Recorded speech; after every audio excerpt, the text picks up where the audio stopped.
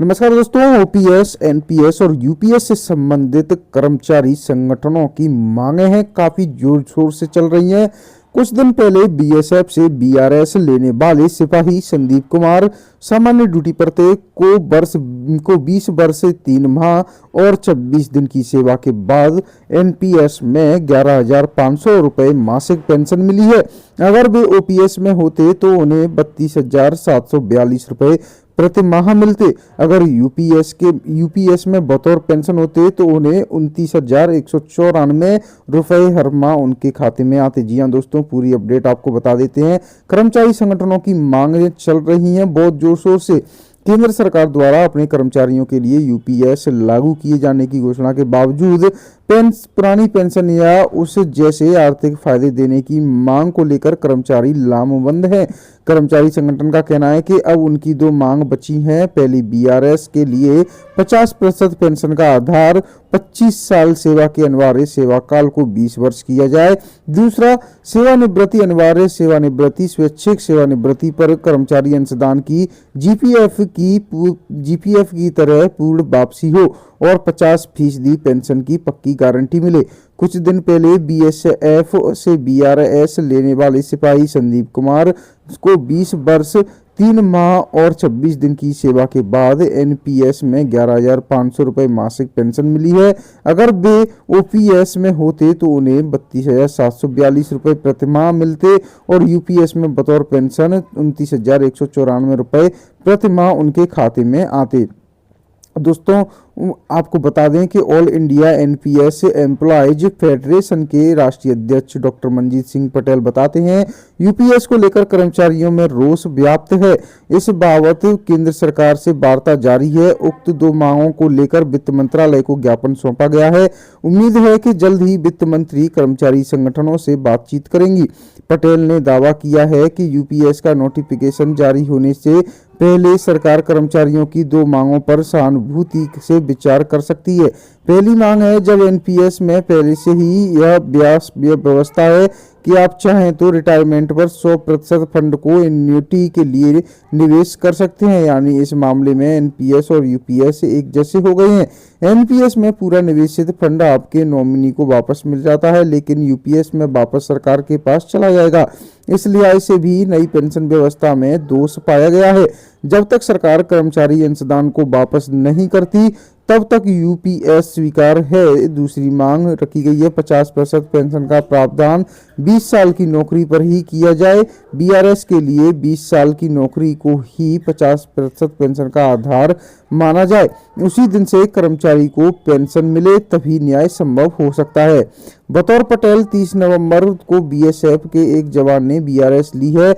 उसकी बेसिक पे 42,800 रुपये थी। रिटायरमेंट ग्रेजुटी 65,54,840 रुपये बनी है। लीव इनकेसमेंट 3,92,904 रुपये था।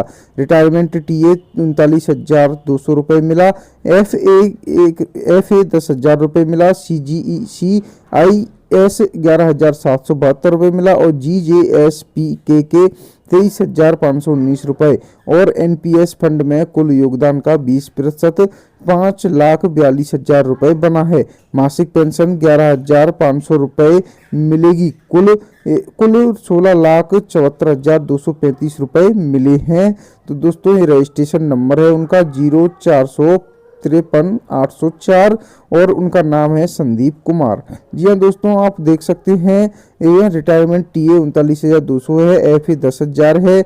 मेमेंटो फॉर्म वेलफेयर फंड 2,000 है। GIS 11,772 है और GJSPK 23,519 है। 20% of total contribution of NPS fund में 5,42,000 रुपये इनकी हो रहे हैं। मंथली पेंशन इनकी बनी है दोस्तों 11,500 रुपया।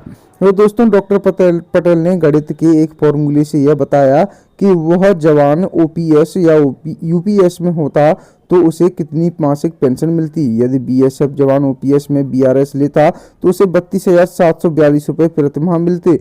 और रुपए मिलते दोस्तों, और यूपीएस में इसी जवान को 29,194 रुपए माह मिलते। इसके अलावा केंद्र सरकार के बाकी बेनिफिट्स जैसे लीव इन कैशमेंट, ग्रेजुएटी, बीमा, मेडिकल आदि एक समान रहेंगे ही। और आपको बता दें, गत 17 नवंबर को जंतर मंतर पर पेंशन जय घोष रैली में भी यही दो मांगे सरकार के समक्ष रखी गई थी। केंद्र सरकार के कर्मचारियों ने भारत सरकार से अपील की थी कि एनपीएस कर्मचारियों के लिए ओपीएस में शामिल रहे दोनों प्रावधान लागू किए जाएं। पहली मांग है सेवानिवृत्ति पर कर्मचारी अंशदान की ब्याज सहित वापसी, और दूसरी 50% पेंशन की गणना 25 वर्ष के स्थान पर 20 वर्ष की सेवा के बाद हो। पटेल ने बताया, ये दोनों मांगें बहुत जल्द पूरी होने वाली है। कर्मचारियों के आंदोलन को किसी पार्टी का आंदोलन या किसी पार्टी के खिलाफ आंदोलन साबित न होने दे। हमारी मांग और लड़ाई दोनों भारत सरकार से है, किसी पार्टी से नहीं। कर्मचारी भारत सरकार का हिस्सा है, न कि किसी पार्टी का। उक्त दोनों मांगों को लेकर हस्ताक्षर अभियान शुरू किया गया है। देश भर में लाखों कर्मचारी इस अभियान में हिस्सा ले रहे हैं। बता दें कि इस साल केंद्र सरकार ने एनपीएस में सुधार कर एक नई पेंशन योजना यानी कि यूनिफाइड पेंशन स्कीम लागू करने की घोषणा की थी। हालांकि सरकार ने इसे अगले वर्ष 1 अप्रैल से लागू करने की बात कही है। अखिल भारतीय रक्षा कर्मचारी महासंघ ने प्रधानमंत्री मोदी द्वारा बुलाई गई कर्मचारी संगठनों के प्रतिनिधियों की बैठक का बहिष्कार किया था। वजह एआईडीईएफ की मांग थी कि पुरानी पेंशन बहाल की जाए। कर्मचारियों को एनपीएस में सुधार या कोई नई पेंशन योजना मंजूर नहीं है।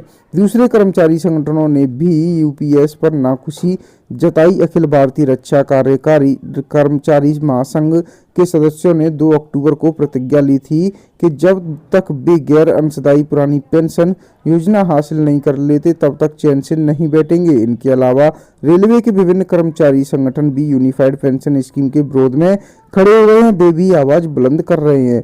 तो दोस्तों, सभी लगे हैं आंदोलन करने, और आपको बता दूं कि आंदोलन अगर हुआ तो तगड़ा ही होगा। और एनपीएस की मांग, एनपीएस और यूपीएस को हटाकर वो ओपीएस की मांग कर रहे हैं।